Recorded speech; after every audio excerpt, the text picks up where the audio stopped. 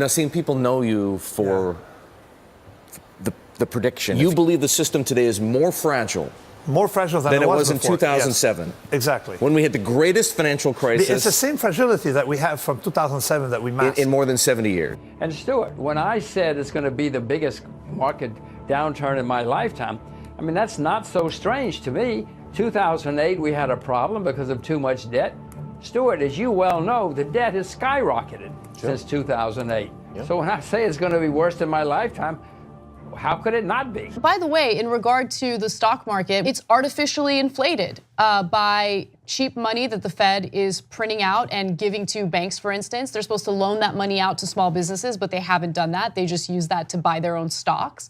And then, you don't have Americans going out and buying their products. So when you see the prices go up, remember, it's these, corporate CEOs, executives. Outstanding student loan debt rose 29 billion to 1.41 trillion as of March 31st. Is setting up now for a market crash that will be the worst in modern American history. The global situation has created an environment for financial panic. The financial panic conditions have been in place for quite a while. And the fundamentals of that are what Janet Yellen said, the loan bubble. There's $250 trillion worth of debt out there. Yes, unemployment rate is low, but you have to look at the quality of jobs. These are not quality jobs. The wages matter quite a bit, and they remain stagnant. And these are people who have, this huge debt burden just so they can have an opportunity to get a decent job in this country, right? And when they're paying it back, it's such a huge portion of their income that they can't be part of the economy in ways that the generations before could. They can't buy homes, cars, all that. But also they can't save for retirement. Less than 40% of non-retired adults think they have enough money to be on track for retirement. So people are suffering. Don't let anyone lie to you about how the economy is booming under Trump. Taking money from their tax cuts and cheap money from the Fed and just buying their own stock. So the underlying reality of the stock market is based on artificial money printing. It's not real. And when they go to bail out the bankers again, we're going to have a whole different animal in this country. Rising interest rates have always hurt property. So next time around, you're going to have property with problems again. You're going to have stocks with problems again. You're going to have bonds with problems again. Bonds, the last time we had an economic problem, were not a disaster because the interest rates, they were already still fairly high, so they could drive bonds higher and higher. You can't do it this time around, so you're going to have stocks, bonds, and property suffering next time around, which will probably mean some currencies will suffer around the world. No, it's not going to be fun. IMF, world economy about to get very sick. Lots of warnings coming out. Well, everybody is loaded up with debt, and it's not like we began this monetary experiment without much debt. We had a lot of debt in 2008. In fact, the financial crisis was about debt. It was about our inability to pay the debt that we had. But instead of addressing the problem and allowing debt to be paid down, the Federal Reserve led us down the primrose path into much deeper debt by keeping interest rates at zero and holding them there for so long. The Federal Reserve actually encouraged an overly indebted nation to borrow even more money. When you think kind of 8 years into one of the biggest bull markets in the history of time is not the time to be adding risk. Why would you want to buy a market when it's about as expensive as it has ever been in history? Bear markets are the authors of bull markets, and bull markets are the authors of bear markets. The thing that worries me more than anything else is what happens when these machines have to start selling. This bubble is deeply systemic. Volatility like we've never seen before. We're going to have a recession when rates normalize. And if you think otherwise, you're delusional. I think we're in the biggest bubble ever experienced. It feels to me like we are very close to the end of that bubble. We're going to have the worst bear market of your lifetime. That's the everything bubble. There's no place to hide this time. While a small, elite, wealthy segment was purchasing assets, the rest of the population felt the widening income gap as wage increases failed to meet expectations and the cost of consumer goods kept on rising. According to the Federal Reserve, Americans collectively owe over $1 trillion in credit debt. I think the greatest threat domestically to the country is this $21 trillion debt hanging over the cloud of America and future generations. And the fact that interest rates are going up, we're going to be paying close to over $400 billion in interest expense, which I think is the number one or number two issue in terms of federal expense to the country. You say that a huge sell-off is coming, the biggest in my lifetime. And Stuart, when I said it's going to be the biggest market downturn in my lifetime, I mean, that's not so strange to me. 2008, we had a problem because of too much debt. Stuart, as you well know, the debt has skyrocketed since 2008. So when I say it's going to be worse than my lifetime, how could it not be? And I think that the crisis that is coming is going to be a dollar crisis and it's going to be a sovereign debt crisis. That's the only way that this thing is going to end. So we're now running approximately $100 billion a month deficits in the United States. That's $1.2 trillion a year and rising, right? Because as interest rates are going up, the cost of financing the debt keeps going up, in addition to the fact that the debt is going up because we're borrowing more money. But this is basically more borrowing than we did under Obama during the height of the Great Recession, 2009, 2010, that time frame. And the economy, in theory anyway, isn't even in recession, yet we're borrowing all this money. So government spending is off the charts, borrowing is off the charts. Not only are the budget deficits exploding, but the trade deficits are record highs as well. The national debt, which is now $21 trillion and rising. But when you total all forms of debt in our society together, it comes to a grand total just short of $70 trillion. Many people seem to believe that the debt imbalances that existed prior to the great financial crisis of 2008 have been solved, but that is not the case at all. We are living in the terminal phase of the greatest debt bubble in history, and with each passing day, that mountain of debt just keeps on getting bigger and bigger. It simply is not mathematically possible for debt to keep on growing at a pace that is many times greater than GDP growth.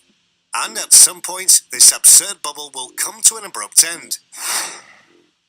Let's talk about the consumer debt first. Excluding mortgage debt, consumer debt is projected to hit the $4 trillion mark by the end of the year. And their total tab for consumer debt could reach a record $4 trillion by the end of 2018. That's according to LendingTree, a loan comparison website which analyzed data from the Federal Reserve on non-mortgage debts, including credit cards and also personal and student loans. Americans owe more than 26% of their annual income to this debt. That's up from 22% in 2010. It's also higher than debt levels during the mid-2000s, where credit availability soared. We have never seen this level of consumer debt before in all of US history. In the first quarter, the delinquency rate on credit card loan balances at commercial banks, other than the largest 100, so at the 4,788 smaller banks in the US, spiked in to 5.9%. This exceeds the peak during the financial crisis. The student loan debt bubble has also surpassed $1 trillion, and the average young adult with student loan debt has a negative net worth. Despite economic and stock market gains over the past 9 years, Americans aged 25 to 34 with college degrees and student debt have a median net wealth of a negative $1,900, according to a report analyzing the 2016 Federal Reserve data. That's a drop of $9,000 from 2013. Corporate debt has doubled since the last financial crisis. Thousands of companies are so highly leveraged that even a slight economic downturn could completely wipe them out.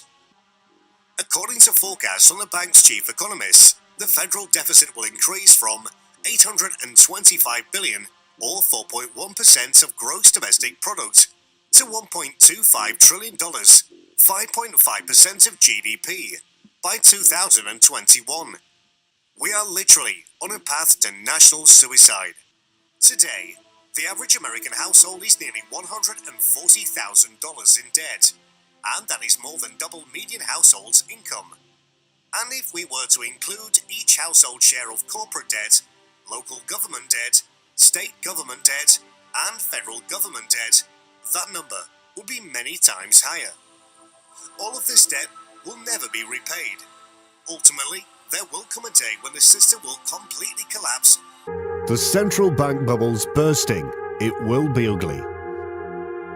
The global economy has been living through a period of central bank insanity, thanks to a little understood expansion strategy known as quantitative easing, which has destroyed Main Street and benefited Wall Street. Central banks over the last decade simply created credit out of thin air. Snap a finger and credit magically appears. Only central banks can perform this type of credit magic. It's called printing money, and they have gone on the record saying they are magic people. Increasing the money supply lowers interest rates, which makes it easier for banks to offer loans. Easy loans allow businesses to expand and provides consumers with more credit to buy goods and increase their debt. As a country's debt increases, its currency eventually debases, and the world is currently at historic global debt levels. Simply put, the world's central banks are playing a game of monopoly. With securities being bought by a currency that is backed by debt rather than actual value, we have recently seen $9.7 trillion in bonds with a negative yield. At maturity, the bondholders will actually lose money. Central bankers became the rescuers of last resort as they snapped up government bonds, mortgage securities, and corporate bonds. For the first time, regulatory agencies became the world's largest investment group, as they are attempting to rectify their negative yield bond purchasing with purchases of stocks. This is keeping the game alive for the time being. However, these stocks cannot be sold without crashing the market. Who will end up losers and winners? Middle America certainly isn't going to be happy when the game ends. Pending home sales fall in August to the slowest pace since the start of the year. That this month, analysts at JP Morgan, Societe Generale, and Morgan Stanley have all recommended investors to start paring back their U.S. exposure. And what are you going to do? Go into the emerging markets that are submerging? When you put this all together, the Ponzi scheme is coming to an end. Which is that we are once again almost back, not quite, but very close back to the tightness of credit spreads that we had before the financial crisis. And when you look at the loans that are being made, particularly for private equity leverage deals, so-called covenant light loans, you look where the high yield market is trading, it's all a little bit scary. So the corporate sector generally is highly levered. And it faces significant interest rate risk. If, as the Fed is trying to engineer, we have a significant move up in interest rates, you're going to see that flow through the corporate sector in a way that's going to limit investment capital and profits. And I think the same thing is true for the federal government. The federal government's fiscal posture is really quite precarious. And today we're spending almost as much on interest as we are on Medicare. If interest rates go back to their post-war norm of 6 to 7% for the 10-year Treasury, interest costs will double. That is going to create a political crisis. As Ray Dalio said, that would create a political crisis here in the United States, putting enormous pressure on Congress either to raise taxes or to cut spending in the face of a potential recession. Yeah. I think the fiscal crisis is just around the corner. So I'm more worried about investor losses and then the cascading effect that could have economically if there start to be defaults and credit spreads blow out again. But then secondly, you allude to a big problem for the future, which is the shadow banking system and the fact that so much lending is now happening in an unregulated fashion. Totally agree. We've been talking about that all week as well. Jim, to your point, though, on the deficit here in the U.S., that conversation is nothing new, and that I know it's getting worse, but the conversation's nothing new. So when do you feel like the tipping point's going to be for that to create a real crisis? Well, just look, we're in the 9th year of recovery from the recession created by the financial crisis. I don't think the business cycle's been repealed. And ordinarily during a recession, federal revenues go down and spending goes up because we have a series of so-called automatic stabilizers that kick in: unemployment insurance, food stamps. So a deficit that's running close to $1 trillion today at the end, in boom times, could easily be $1.5 trillion, $1.6 trillion in a recession as a result of revenue declines and increased spending. That would be 7 or 8% of GDP, a deficit equal to 7 to 8% of GDP. That's a third world country's deficit, not the United States of America. So in this sense, Ray Dalio is right. The real risk is that fiscal irresponsibility on the Hill creates a dollar crisis. And a dollar crisis will radiate through the rest of the world. When you hit zero interest rates, you have a different type of debt crisis. You have more likely to have a depression. So I think the period that we're in is very similar to the 1935-1940 period. Let me just explain that in a minute. 1929 to 1932, we had a debt crisis and interest rates hit zero. 2007 to 2009, we have a debt crisis, it hit zero. Then in both of those cases, there's only one thing for central banks to do, and that is to print money and buy financial assets. They print money, buy financial assets in both of those times. That pushes financial asset prices up, puts a lot of liquidity in, and also contributes to a greater wealth gap, because those who own financial assets benefit when those who don't own financial assets. As a result, in both periods of time of the wealth gap, and the economy not improving for a large segment of the population, we have populism. So the last time that we would say when was populism popular, it would be in that period of time. The Fed and other central banks, in varying degrees, are beginning to tighten monetary policy. Asset prices are sensitive to monetary policy because the duration of those assets is lengthened. And so central banks have to be very careful not to raise interest rates much faster than is built into the curve. But with that populism, we have an issue. So if we think about what the next downturn will be like, the downturn, I think, will be very different than the one in 2008.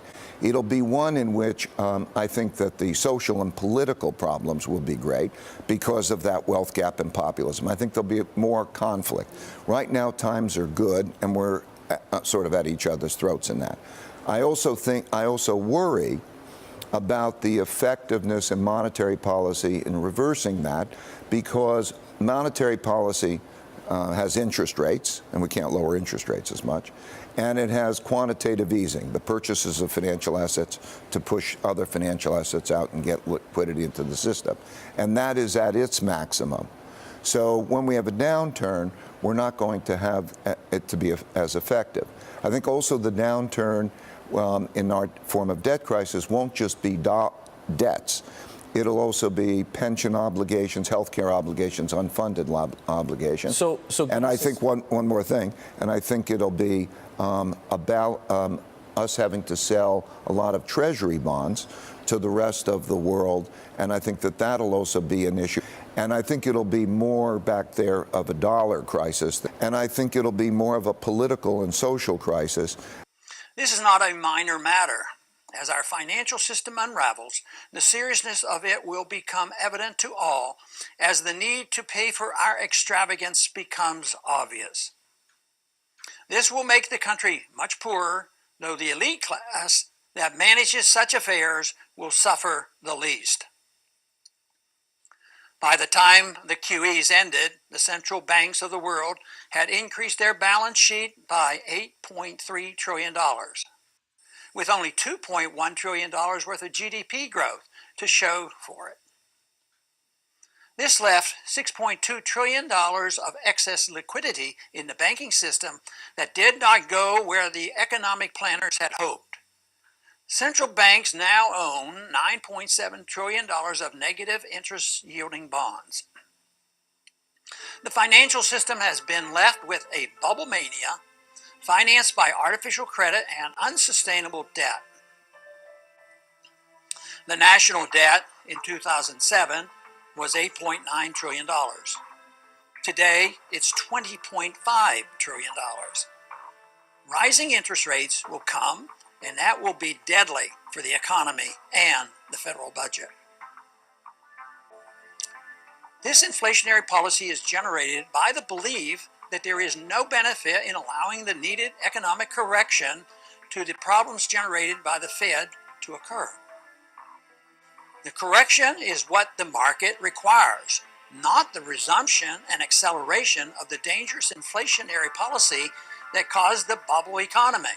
I haven't seen anything like this probably since just before the last crisis, 2006, 2007. Everybody was optimistic on the market then. Of course, they were optimistic in 1999, 2000, just before that plunge. But, you know, the exuberance could be even more irrational now than it was then, because people have to overlook even larger problems today than the problems that they overlooked back. Of course, the real culprit has been the Fed. If you go back and remember my premise, I wrote that the Federal Reserve, because it kept interest rates too low for too long, had inflated a housing bubble.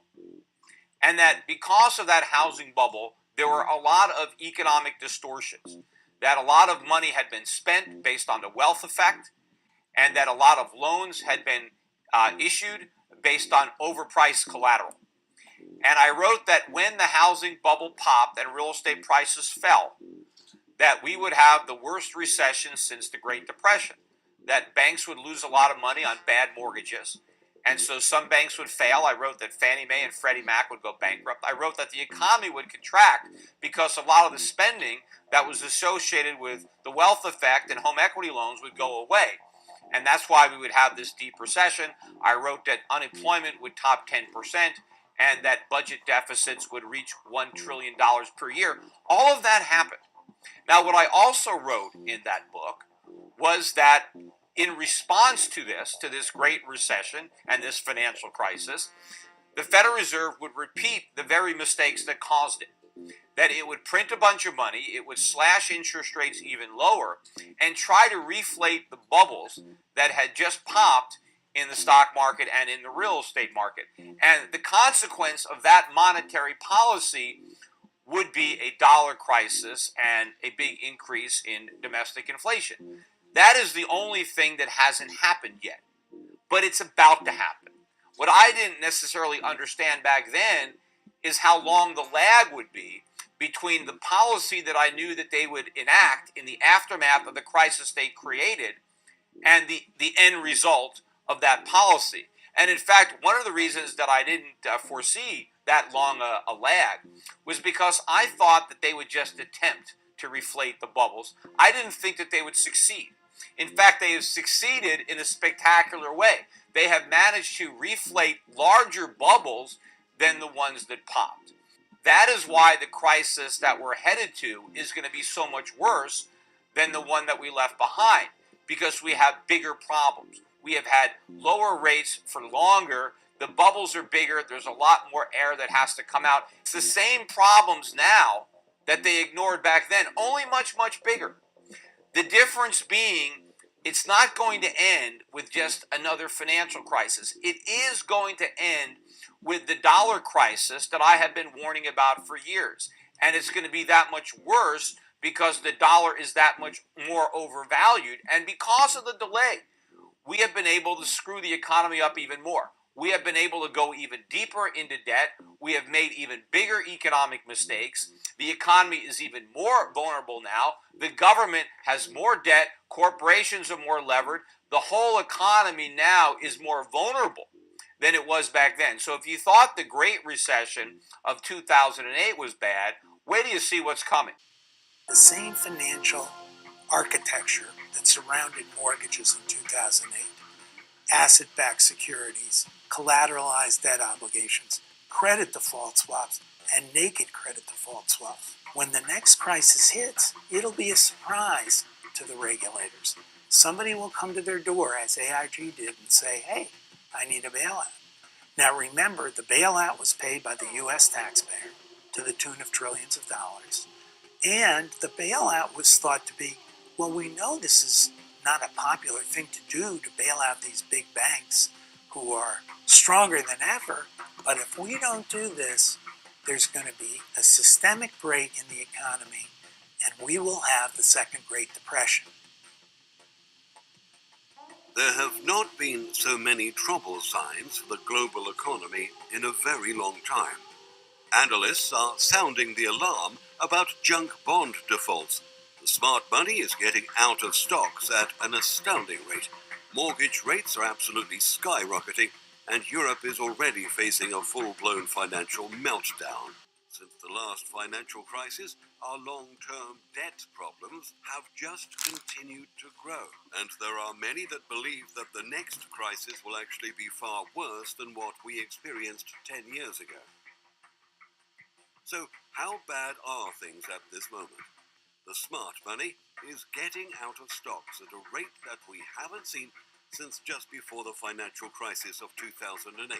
Wall Street hasn't been this scary since the depths of the global financial panic in 2009. We know last year, 2017, was one of the historically least volatile markets we've seen since the mid-60s. So it's not too much to say we expect more volatility in 2018. But what we are seeing, we're really getting a lot of volatility. Here's a stat for you. 27 days so far this year have seen a 1% move either up or down on the S&P 500, only 8 last year. If you extrapolate that out a whole year, that comes out to just over 100 days with a 1% move. You got to go back to 2009, 2008, the last time we saw years with that much volatility. Moody's is warning that a particularly large wave of junk bond defaults is coming. And as I have written about so many times before, junk bonds are often an early warning indicator for a major financial crisis. According to the FDIC, a closely watched category known as assets of problem banks more than tripled during the first quarter of 2018. What that means is that some really big banks are now officially in problem territory. U.S. Treasury bonds are having the worst start to a year since the Great Depression. Mortgage interest rates just hit a 7-year high, as they have been rising at the fastest pace in nearly 50 years. This is going to be absolutely crippling for the real estate and housing industries. Retail industry debt defaults have hit a record high in 2018. We are on pace for the worst year for retail store closings ever. The two largest economies on the entire globe are on the verge of starting an international trade war. The largest economy in the world, Italy, is in the midst of yet another financial meltdown. In fact, this one appears to be the worst yet, and there are fears that it could spread to other areas of the Eurozone. German banking giant Deutsche Bank just announced that it will be cutting another 7,000 jobs as it seeks to turn the page on years of losses. If Deutsche Bank fails in 2018, it will essentially be a Lehman Brothers moment for the entire planet. America's greatest economic collapse coming. Debt to GDP makes it clear. America is in the midst of the greatest crisis in its 242 years of existence. I say this based upon the U.S. federal debt to GDP, gross domestic product ratio. This chart takes America from 1790 to present. From 1776 to 2001, every period of deficit spending was followed by a period of austerity, whereupon federal spending was constrained and economic activity flourished repairing the damage done to the debt-to-GDP ratio and the credibility of the US currency. But since 2001, according to debt-to-GDP, the US has been in the longest ongoing crisis in the nation's history. But what is this crisis? The chart points out the debt-to-GDP surges in order to resolve the Revolutionary War, the Civil War, World War I, and World War II. But the debt-to-GDP surges since 1980 seem less clear-cut. But simply put, America and the world grew up and matured. But the central banks and federal government could not accept this change. The chart shows the debt-to-GDP ratio, but this time against the decelerating growth of the total US population as a percentage, that's the black line, but also against the faster decelerating growth of the 0 to 65-year-old population, yellow line. Federal government has cumulatively spent and goosed the economy by $74 trillion to increase annual GDP to its current $20 trillion. This is $53 trillion in unfunded liabilities, which should be there now, collecting interest to pay for future distributions. Instead, this money has already been spent. New debt must be issued if the obligations are to be honored.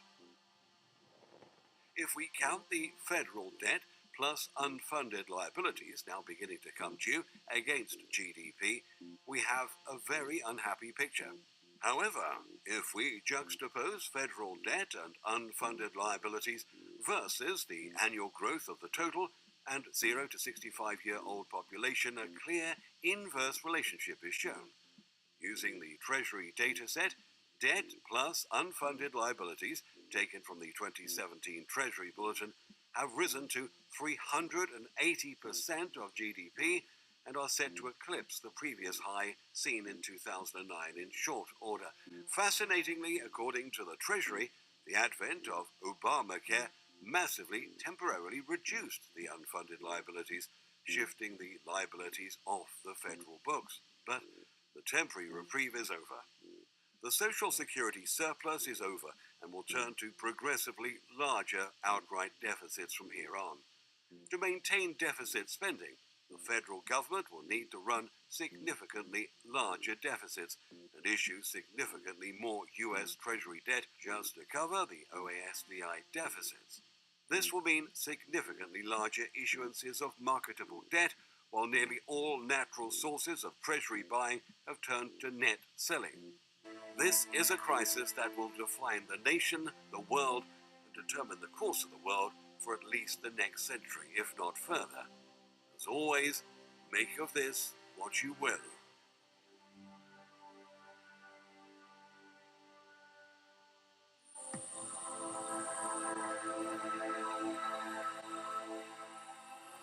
Where the mistakes are going to lead to catastrophes.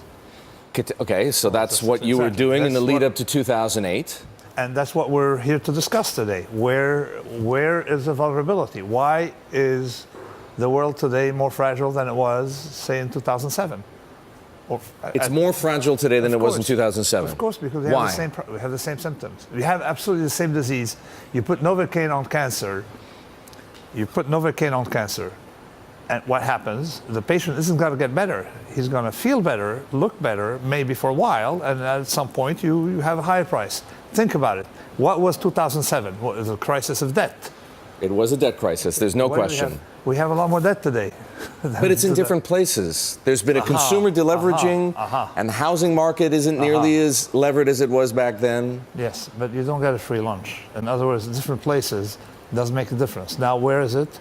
It moves to governments. From and corporate balance sheets. And corporate balance sheets. And corporate balance sheets, of course, it did fuel the stock market rally with corporation either investing their cash, with zero interest rates in their own stock or borrowing in many cases. I mean, we have $2.some trillion additional corporate borrowing. And then, of course, governments. Governments, they think they borrow for free.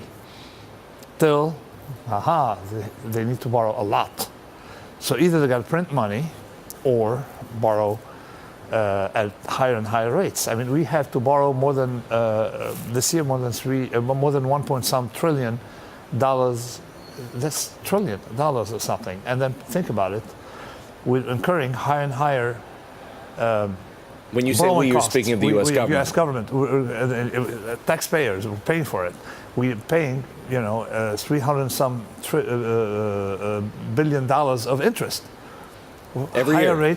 Higher rates, more interest, higher rates. You may enter a spiral. What does that mean? It means what is a debt spiral in your mind? In my mind is when governments have to borrow. It's like a Madoff scheme, when you have to borrow more and more to pay interest. A Madoff scheme or a Ponzi scheme, but let's call it Madoff, is when you have to borrow to repay creditors. And that's what we are doing. The minute you enter that phase, there's nothing healthy about it from an economic standpoint. That there is a large amount of federal debt is not new to the United States. Yeah, but we accumulated additional 10 trillion last phase since the crisis. Right. Okay, that's and even more now with the tax cut and the need. We're accumulating more and more. Plus, we have finance the deficits. Plus, we have hidden liabilities that should count as debt.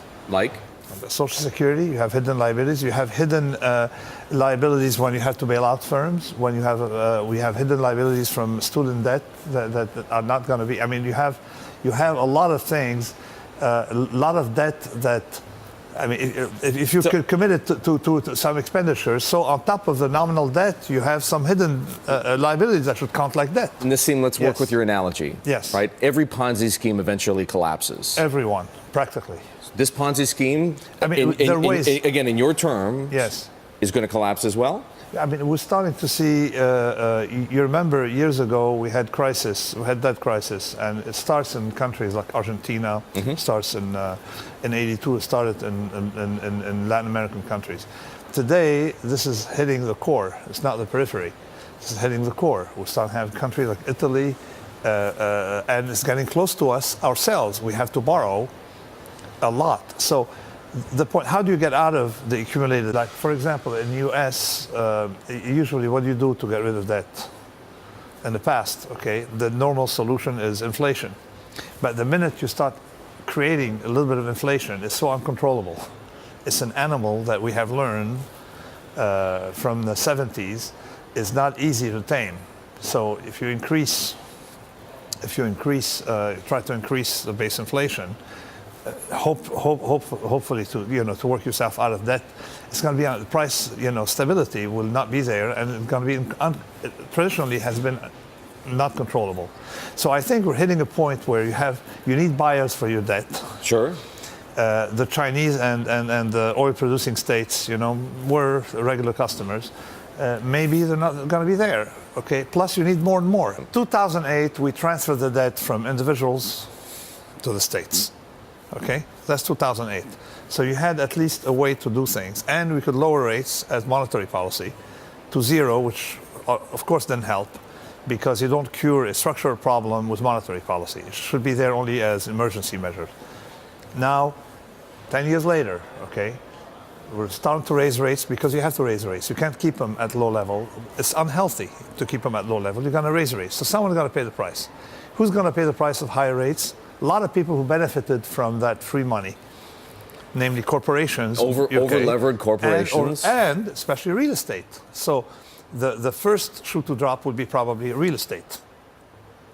Real estate, because real estate is very sensitive. Okay. And the higher end real estate has already been going down worldwide without anybody people talking about it, because people notice, but they don't talk about it because it's not shown yet in the numbers, because that's what quantitative easing increased, among other bad things, inequality.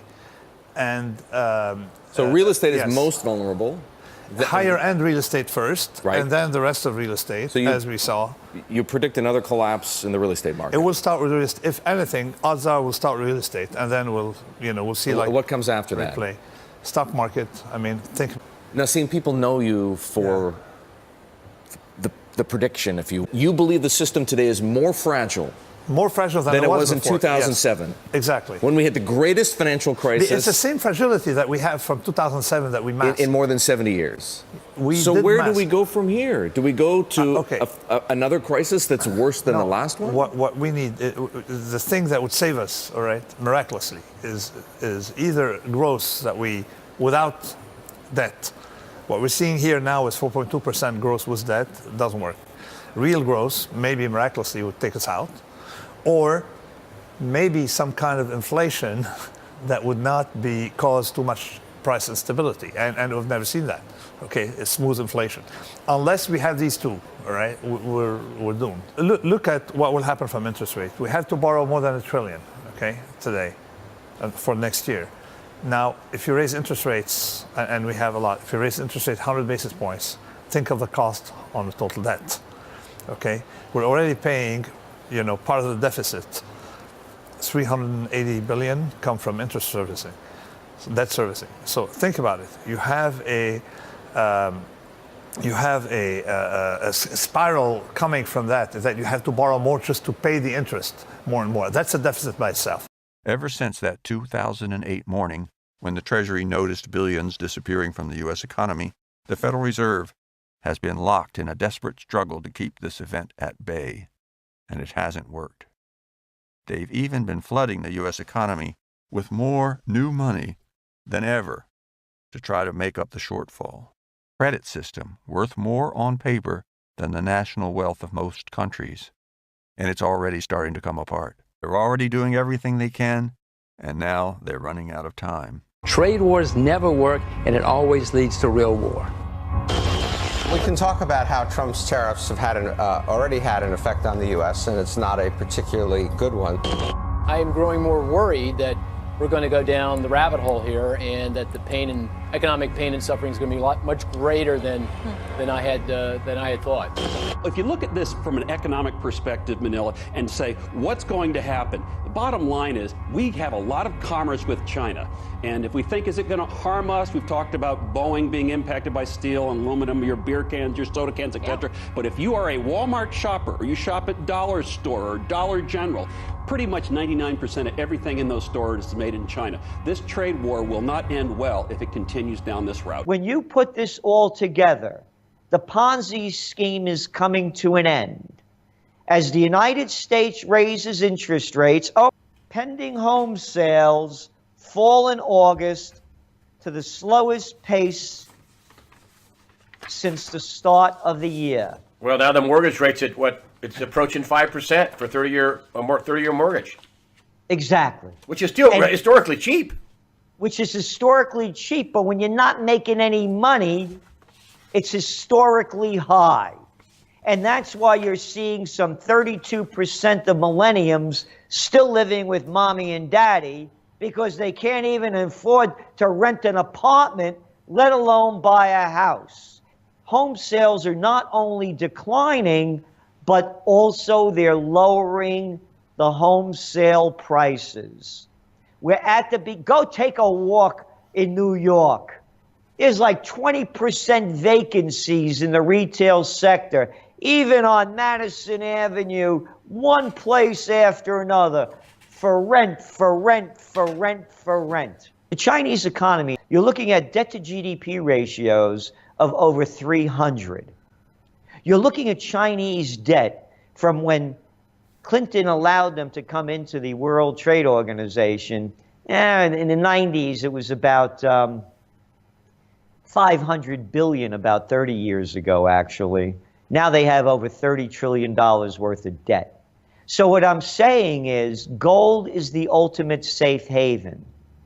The markets are going to collapse. The people, 160 to 70 trillion in global debt. Now it's close to your number. I mean, it's right at $250 trillion now globally of debt. So we exploded the debt in the last 10 years. How bad, as a trends forecaster, do you see this getting for the man on the street? It's going to be terrible. And let's take a global look. Look at the migrant crisis going on. People flooding out of countries to find a job someplace. Look at South Africa. We're talking about gold. I mean, they're in a recession.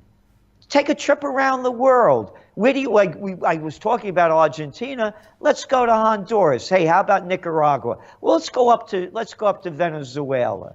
Let's take a trip through Africa. Look, Indonesia. They're doing wonderful right now, aren't they? Look at their rupiah.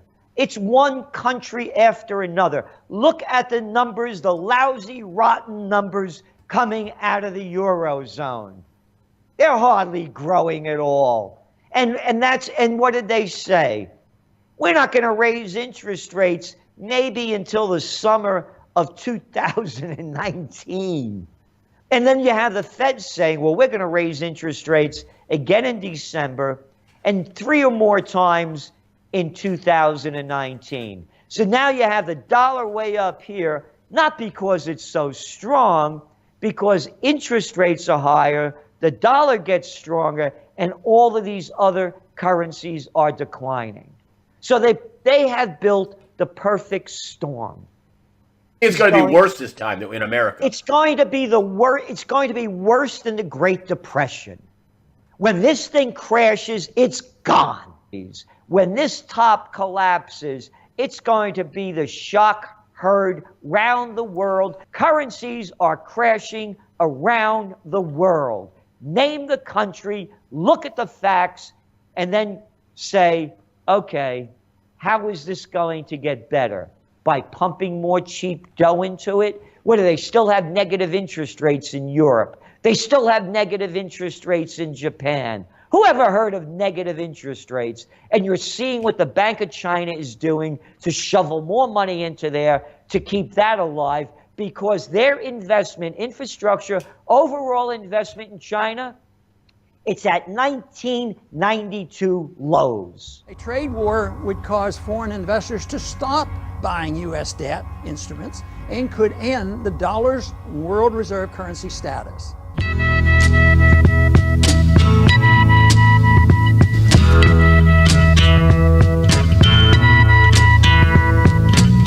There's something happening here.